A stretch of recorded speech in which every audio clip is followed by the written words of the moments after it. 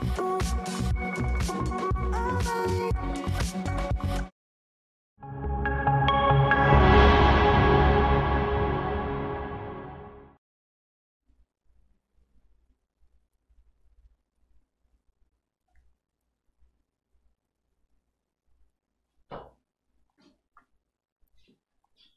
entrar, tudo bem? Tudo bom.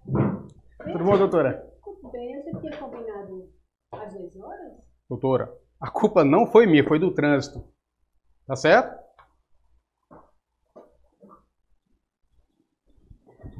Bem, gente, estou impressionada ou não. Quero dizer a vocês que vocês acabaram de assistir uma cena de entrevista de emprego. É impressionante, não é? Mas nem tanto. Trabalho há mais de 2 décadas nessa área e é apenas o que eu vejo constantemente. Você espera por candidato, você tem o candidato tem aquela dificuldade de se organizar para chegar, né, no horário, um pouco antes, inclusive, pelo menos 15 minutos. E o candidato ainda chega e diz que o problema não foi ele. O problema é o trânsito, o problema é que o pneu furou. O que é que aconteceu, na verdade? Né? Então, gente, esse não deve ser o marketing pessoal, isso é o avesso do marketing pessoal. Vejam bem, a gente tem que mudar isso. Isso precisa ser mudado por você, não é? Estamos aqui para conversar a respeito de marketing pessoal em processos seletivos. Eu, que sou a professora Ana Carla, psicóloga e professora de recursos humanos da ETEPAC, e o nosso colega Elber, professor Elber, muito obrigada pela participação aí na nossa cena. Tudo bom, Ana? Tudo bem? Você pode se apresentar aí para os colegas? Eu sou o professor Elber, sou administrador de empresa, sou professor do Recursos Humanos, aqui da nossa querida Escola Técnica, professor Antônio Carlos Gomes da Costa. Ótimo! Sejam então todos e todas bem-vindos e bem-vindas, não é? Que a gente vai hoje começar aqui a conversar sobre um tema que está presente aí no mercado de trabalho. Inclusive, essa foi uma das razões que nos fez escolher, né? Inovar, falar um pouco mais sobre isso, tá bem? Mas antes de começar a falar sobre isso, eu queria falar para vocês da ETEPAC, essa escola que realiza o Inovatec, né? A ETEPAC é a Escola Técnica Estadual Professor Antônio Carlos Gomes da Costa, e ela foi criada em 2018, né? Completou aí 5 anos de existência com muitos desafios. E a ETEPAC oferece exclusivamente cursos técnicos à distância. Dentre eles, o nosso curso, né? Recursos Humanos. De Recursos Humanos, que tem aí uma vasto conteúdo atualizado, que traz para vocês tudo que tem de mais novo e boas práticas de recursos humanos. Tá bem? Então, o curso nessa modalidade à distância coloca no mercado profissionais para atuarem tanto no planejamento como no gerenciamento dos subsistemas de recursos humanos, seleção, treinamento, cargos e salários e demais, a área de qualidade e demais áreas, né, a rotina trabalhista, entre outras. Mas hoje a gente escolheu falar do tema, né, esse tema bem atual, esse tema importante, né? E um dos motivos que nos fez escolher é que esse mundo do trabalho sempre está, o mercado, né, do trabalho está sempre muito competitivo.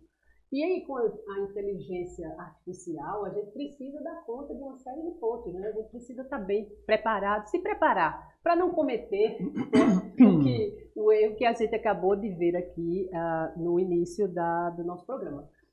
E o interessante é que esse tema, ele é um tema que ele transcende o curso de recursos humanos. Por quê? Um processo seletivo, qualquer um vai ser de interesse de qualquer que seja o profissional da área. Então a gente vai discutir aqui coisas que vêm acontecendo em termos de tecnologia, em termos de atuação do algoritmo, como você pode tentar driblar um pouquinho essa dificuldade dos algoritmos e conseguir sim mostrar à empresa quem você é. E aí a gente vai compartilhar experiências que tivemos. A Ana foi psicóloga, atuou durante muito tempo na parte de recrutamento, de seleção. Eu fui gestor na iniciativa privada de também conduzir processos seletivos. Então a gente vai bater um papo aqui sobre isso aí para ajudar você, tá bom? Então, eu tenho umas perguntas. Vamos ouvir então as perguntas Bom, dos estudantes? A gente vai ter aqui 3 perguntinhas dos nossos estudantes do Recursos Humanos, da ETEPAC, e cada um tem um polo, tá certo?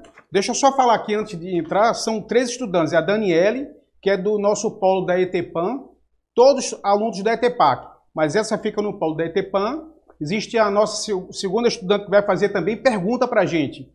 Ela é do polo de Sertânia, e tem a terceira estudante, a Fabiana, que é do polo da ETPAM também. Então, assim, só para você entender como o nosso estudante, ele exerce papel de protagonista no processo de aprendizagem, tá bom? Solta aí o vídeo. Pergunta. Boa tarde a todos e a todas. Meu nome é Daniele, sou aluna do curso de Recursos Humanos, meu polo é o ETPAM, e tenho 2 perguntinhas para fazer. A primeira pergunta é sobre a entrevista de emprego. Eu quero saber com que roupa eu devo ir. Eu quero saber os acessórios também que eu devo usar e os que eu não devo usar. E se tem alguma cor que eu devo evitar de roupas na hora da entrevista. A segunda pergunta que eu tenho para fazer é como me comportar numa entrevista de emprego. Quais são as boas práticas? Olá, me chamo Edna Bezerra, sou aluna de Recursos Humanos pela ETPAC, o meu polo é o de Sertânia. E hoje minha dúvida é como devemos utilizar o marketing pessoal diante do mercado de trabalho. Meu nome é Fabiana Maria Ferreira, sou do polo da ETPAM, do técnico Recursos Humanos. E a pergunta que eu venho propor para a equipe é, dentro do setor de recursos humanos, qual a dificuldade que vocês, geralmente no dia a dia, encontram mais? Bom, você acabou de escutar os nossos estudantes. A gente vai responder ao longo do nosso bate-papo aqui, tá certo? Algumas perguntas foram bem pontuais, específicas, outras foram um pouco mais abrangentes, mas a gente vai responder uma a uma ao longo do nosso bate-papo, tá bom, Ana? Isso, exatamente. Bem, vamos começar falando um pouco sobre o processo seletivo, né?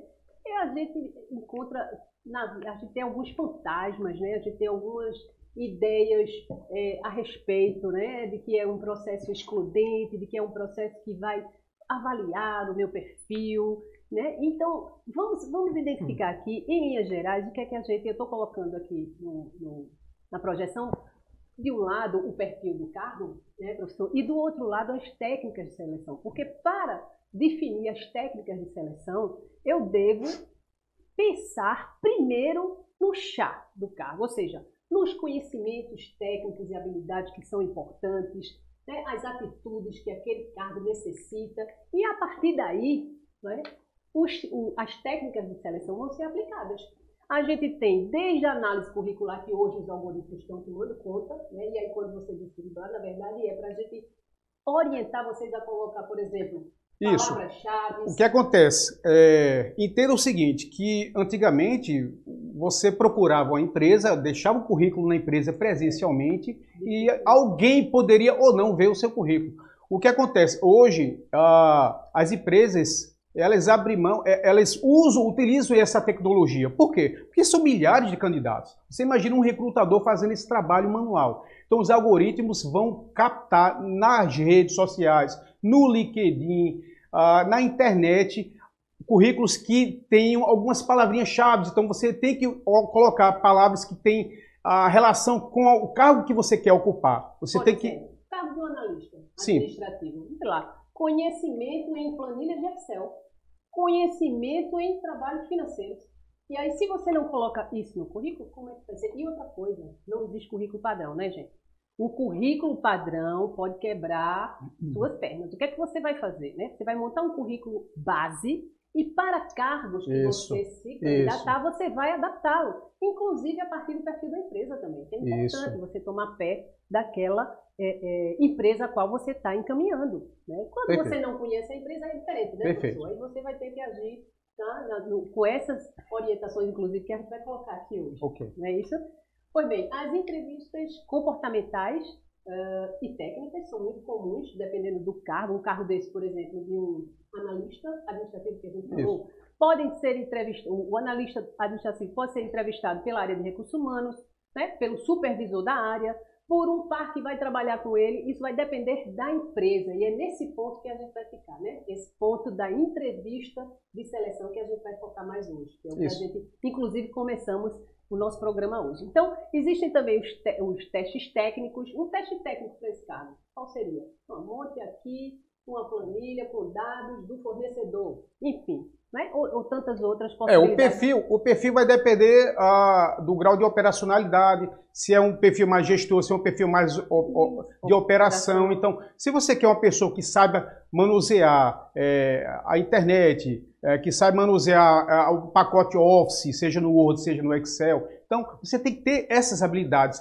ligadas à área técnica, tá certo? Mas lembre-se que o aspecto técnico não é só o que vai ser cobrado, não. Não. Inclusive, tem se chegado à conclusão que muitos e muitas são contratados pelos perfis técnicos e são demitidos pelo perfil comportamental. Olha aí. Exatamente. Não é? Então, vamos prestar atenção que o perfil comportamental tem um peso grande. Pois bem, então, testes técnicos e comportamentais são muito comuns e técnicas de simulação, ou as conhecidas dinâmicas de grupo, aqueles exercícios de grupo que se observa a dinâmica, como a pessoa se comporta. E aí? Bom, deixa eu falar aí sobre...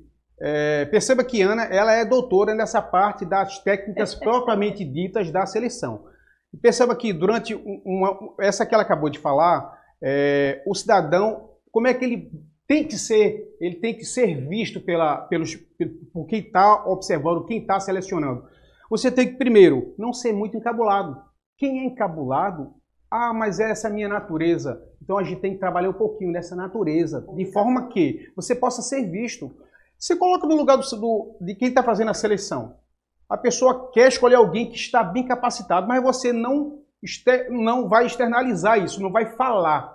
Como é que ela vai perceber que você é a pessoa adequada? Então você tem que mostrar que você é a pessoa adequada para aquele cargo. Portanto, não pode ser muito introvertido, tem que ser comunicativo. No entanto, também não pode ser muito o que, Ana? Não pode exagerar, né? Exagerar e não querer escutar as pessoas, atropelar, querer falar sempre mais que todas as outras pessoas. Isso também é um aspecto negativo. Então, ser comunicativo demais pode vender uma má imagem.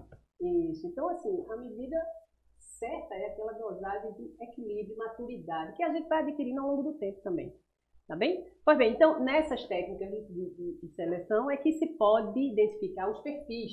E aí entra o marketing, pessoal, que é o que a gente vai abordar um pouco mais à frente. Então, tem um mito, eu trouxe até uma lâmina específica para falar do mito da entrevista de emprego. Não é? Isso é aquela hora da verdade, aquela hora que você vai, não é, se colocar, como o professor disse, vai apresentar a sua comunicação, né, a sua forma de pensar, como você encadeia as ideias, como você sintetiza as ideias. Então, muita coisa pode ser observada, né, ali na entrevista de emprego. Inclusive, a entrevista de emprego, normalmente, ela fecha no processo seletivo em geral. Por quê? Porque outros testes vieram anteriormente e ali na entrevista eu vou confirmar tudo, até o que você colocou no currículo. Por exemplo, eu tenho muita habilidade de negociação, né? Aí no exercício de grupo, você não revelou tanto assim, você se mostrou autoritário e tal, não conseguiu negociar algo que aconteceu no exercício, aí aquela luzinha já acendeu e eu vou anotar e vou dizer, bom, eu vou confirmar isso na entrevista de emprego, vamos ver como é que essa pessoa agiria, enfim. Então, esse mito é um mito real, porque a entrevista de emprego tem um aspecto muito, muito significativo, incômodo, que é a subjetividade, não é? Os demais testes, eles contêm pontos mais objetivos. Dá para você se agarrar, é algo mais tangível. Isso aqui. E aí, na entrevista de emprego, você vai ver o chá, né? Você vai checar se a pessoa tem conhecimento e habilidade no exercício de grupo, numa técnica de simulação. Mas na prática mesmo, a atitude da pessoa, onde é que você vê essa atitude, né? Do chá. Então, essa entrevista de emprego vai aprofundar, porque na entrevista de emprego, você pode ter entrevista de emprego sendo conduzida por um psicólogo, né? Pode ser conduzido uma pessoa de RH que pode ser psicólogo ou não, pode ser um administrador também. Então, isso vai trazer, vai ser uma oportunidade de você se colocar, né? E você dizer sobre você, falar sobre como você se percebe. Tem algumas perguntinhas-chave, né? Como é que você se vê daqui a alguns anos, como é que você... como é que você lida com a pressão, né? Tem a história da pressão. A pressão é aquela, né? A pressão, como é que você lida com a pressão? Todo mundo lida muito bem sob pressão. Mas quando chega na prática, no dia a dia, não aguenta, né, nem um prazo de uma semana para entregar. Já estou muito pressionado. Bom, mas o que a gente está trazendo aqui esse mito. Esse mito precisa ser desmistificado quando a gente traz, eu vou passar para o próximo ponto, né, algumas orientações que a gente colocou até como dicas, né, que podem fortalecer o seu marketing pessoal. Né? Então, tem a capacidade de comunicação que o professor Só um pouquinho, Ana. Só atrapalhando um pouquinho a fala da Ana. Lembrando que essas dicas aí a gente tirou da ABRH. Não é isso, Ana? ABRH do Rio Grande do Sul. A associação ABRH é a Associação Brasileira de Recursos Humanos, né? Que ela tem uma sede nacional, né? Tem uma nacional e tem as regionais. E esse material a gente foi lá buscar, né? Vamos procurar um material válido, um material interessante para dizer, bom, como fortalecer o seu marketing pessoal. O ponto primeiro é a comunicação, né? Trabalhar esse aspecto da comunicação. Né? Ah, mas comunicação, quem se comunica bem, quem fala muito não. Você pode falar muito e não dizer nada. Você pode ser o primeiro a falar e mostrar muita ansiedade. Então, assim, qual é a dica real? Né? A comunicação, ela envolve dois sentidos. O sentido de quem fala e de quem recebe a comunicação. Estar atento a esses dois sentidos é o feedback da comunicação. É como você se comunica e como você ouve o outro. O ouvir é mais do que o falar, muito maior do que o falar, né, professor? Então, assim, capacidade de comunicação é um dos pontos importantes, como já foi colocado pelo professor. A postura profissional adequada, não chegar para a entrevista, né, de maneira... Entrevista que eu estou falando, e aí no trabalho também, né, de maneira desleixada. E aí, gente, quando você fala, não, a pessoa tem que ir bem apresentada, qual é a roupa? Parece uma pergunta dessa, né? Qual é a cor, qual a roupa ideal? Existe um termo muito utilizado agora pelas empresas, que é o dress code. Eu não gosto muito das palavras em inglês para dizer as coisas, não, mas dress code é o código de vestir. O código de vestir de uma empresa vai dizer mais ou menos como você vai se vestir para aquela entrevista, para aquela dinâmica de grupo, para aquele teste, aquele exame que você vai fazer lá. Mais ou menos, tem empresas, inclusive, que já colocam lá no seu site de Trabalho Conosco, né? Que é onde o pessoal agora consegue ver os currículos, já coloca lá o dress code. Vista-se como você, por exemplo, estou dando exemplo de uma empresa, que eu não vou revelar o nome agora para não dizer, será que está atualizado ou não está, né? Isso. A empresa diz assim, não se vista para impressionar a gente. Vista-se como você se sinta bem. Aí você vai de camisola, não pode, né? De pijama, não pode, né, professor? Enfim, é ter essa sensibilidade do dress code, que é o código de vestir da empresa. Eu tenho uma fala aí. Quem fez a pergunta foi a nossa estudante Daniele, que perguntou aspecto de cor, de tipo de roupa.